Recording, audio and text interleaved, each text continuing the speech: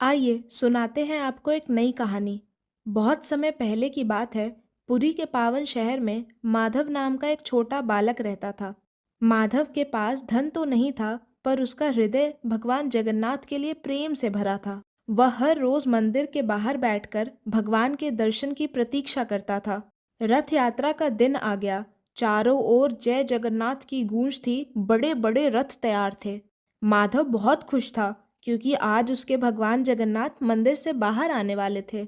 उसने अपने छोटे से झोले में एक नारियल रखा, जो उसने बहुत मेहनत से ढूंढा था। जैसे ही माधव मुख्य मार्ग पर पहुंचा, उसने देखा कि वहां हजारों लोगों की भीड़ थी।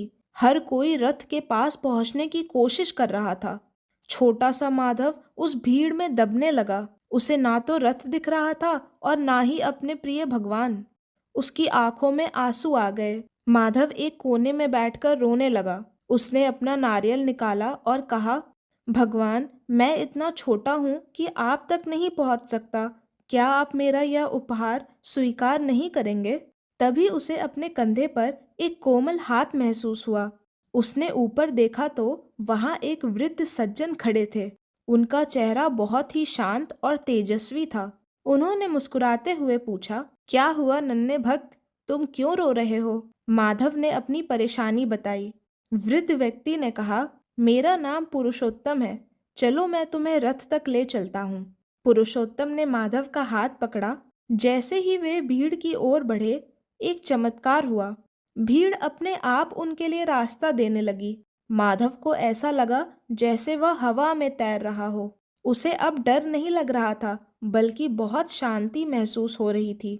कुछ ही पलों में वे रथ के बिल्कुल सामने पहुंच गए। माधव ने देखा कि भगवान जगन्नाथ अपनी बड़ी बड़ी गोल आंखों से उसकी ओर देख रहे हैं। माधव की खुशी का ठिकाना ना रहा। उसने अपने दोनों हाथ जोड़कर भगवान को प्रणाम किया। पुरुषोत्तम ने माधव को गोद में उठा लिया, ताकि वह अपना नारियल भगवान को अर्पित कर सके। जैसे ही माधव ने नारियल बढ़ाया, रथ पर बैठे पुजारी ने उसे ले लिया और भगवान के चरणों में रख दिया। माधव को लगा जैसे भगवान जगन्नाथ ने उसे देखकर मुस्कुराया।